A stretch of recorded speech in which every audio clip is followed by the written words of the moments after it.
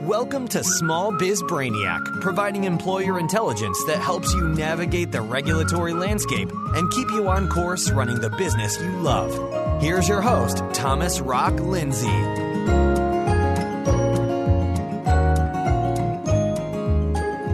Hey, Small Biz Brain Trust. Welcome to episode 138, How HR Should Prepare for a Recession, Part 1.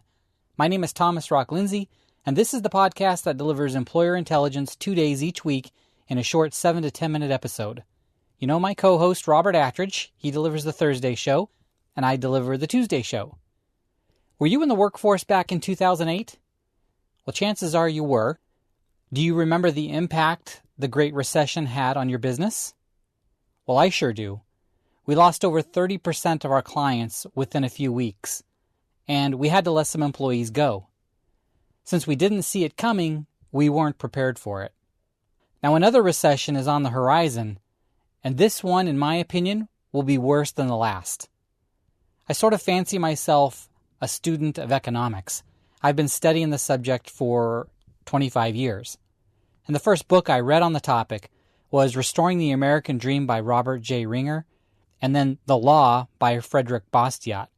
I've read a lot more since then, but nowhere near as much as my mentor and uncle, G. Douglas Anderton, the G-Man as he's known.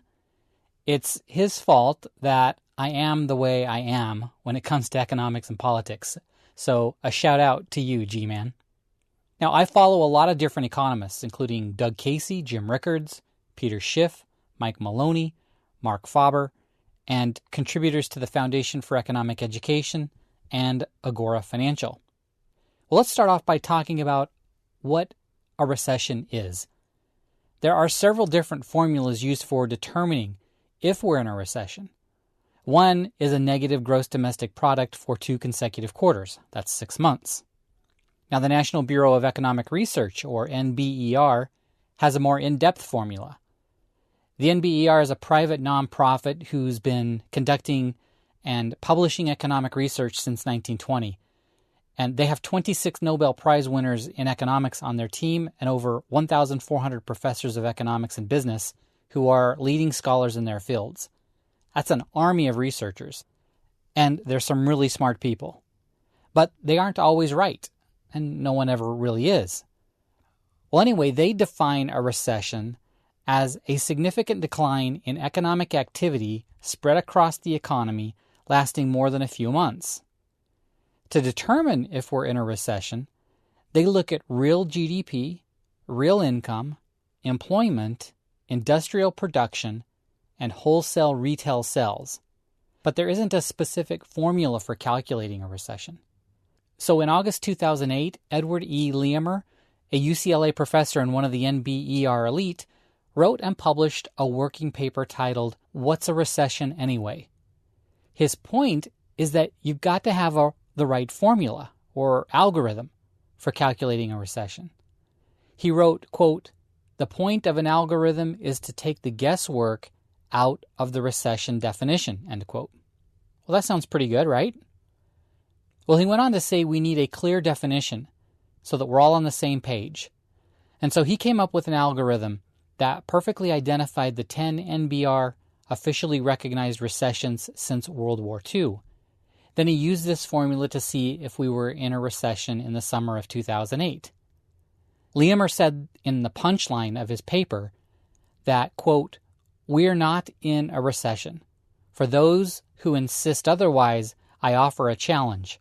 What's your algorithm? End quote. Again, this was in August of 2008. Now, he even goes as far as mocking Warren Buffett for a comment that he made on May 3rd, 2008. Mr. Buffett said, quote, by any common sense definition, we're in a recession. Business is slowing down, end quote. So the wise Leamer calls Buffett's comment a Potter Stewartism. He's referencing former Associate Justice of the Supreme Court of the United States, Potter Stewart, who made the statement, I'll know it when I see it, in 1964 in a case involving pornography. Well, as it turns out, Buffett was right, and Leamer couldn't have been more wrong. His algorithm was garbage. It failed to identify the fact that we were already about 8 months into the Great Recession. By September 2008, Congress had approved the $700 billion bank bailout known as TARP. The recession had started many months earlier, and this was just the official manifestation of it. Also, it seems that a lot more goes into the calculation than what the NBER uses, and the I'll-know-it-when-I-see-it method works pretty well at identifying a recession, at least if you're Warren Buffett, that is. So what other factors might contribute to a decline in economic activity spread across the economy that we can look at? Well, how about household debt? Household debt is back to where it was in 2008, just before the Great Recession. But the mix of the debt is different, and that's important. Mortgage debt is down because so many people lost their homes and they BK'd out of that debt. But credit card, auto, and student loan debt are way up since then. Low interest rates and newly printed bailout money provided to the banks by the U.S. Treasury via the Federal Reserve have fueled the household debt train, and it's been chugging down the track at record speed. Plus, not all debt is created equal. Mortgage debt has a traditionally appreciating asset on the other side of the transaction, but not credit card, auto, and student loan debt. The auto loan is backed by a depreciating asset and has a relatively short lifespan, and the credit card and the student loan debt don't have anything behind it. Now, to make things worse, personal savings in the U.S. are non-existent. In episode 65, Living Paycheck to Paycheck, I told you, according to CNBC, 66 million Americans have no savings, and Forbes says that 63% of Americans don't even have enough to cover a $500 emergency. That's pretty bad. Now, in 2012, the U.S. household debt was 83% of GDP, while wage and salary income was 42.6%. So basically, Americans on average owe twice as much as they earn in a year.